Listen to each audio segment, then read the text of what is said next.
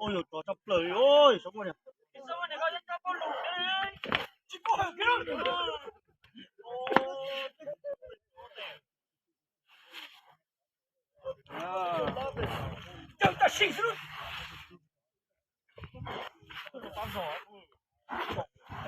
Cái này trộm ở mua nhà rồi. Ôi trời ơi.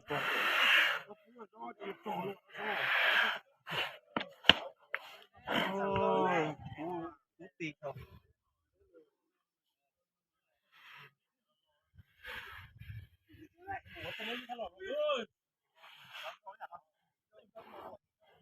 Ăn rõ nó thì muối này.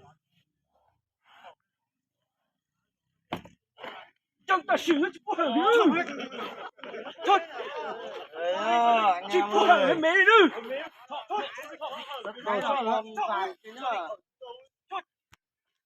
Tắt dục pagi yuk, ini mungkin tonton tắt dục pagi yuk.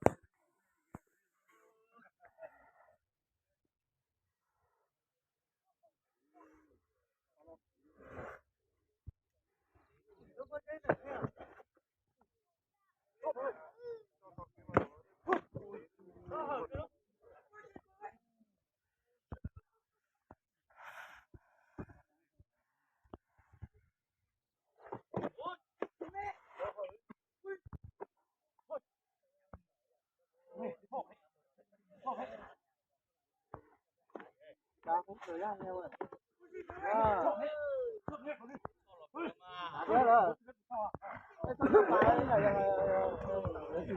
Phút rồi đi.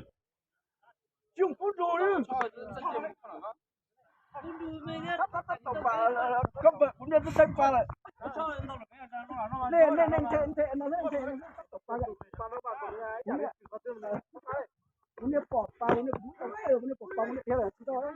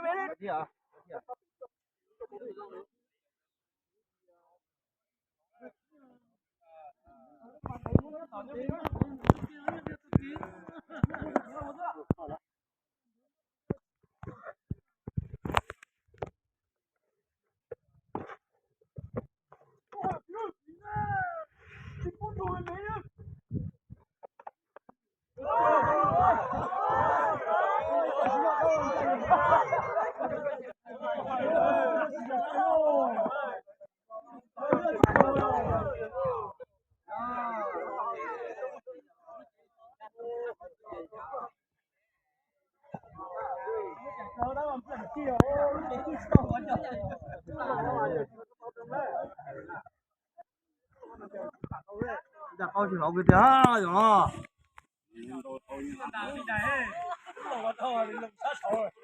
1 phút rồi anh em ạ. Quay này cho quay dùng cho cái sao này.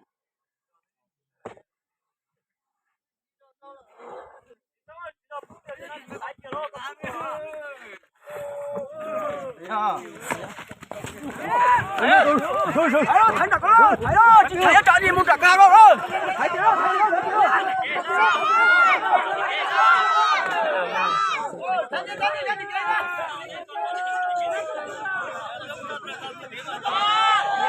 ôi ôi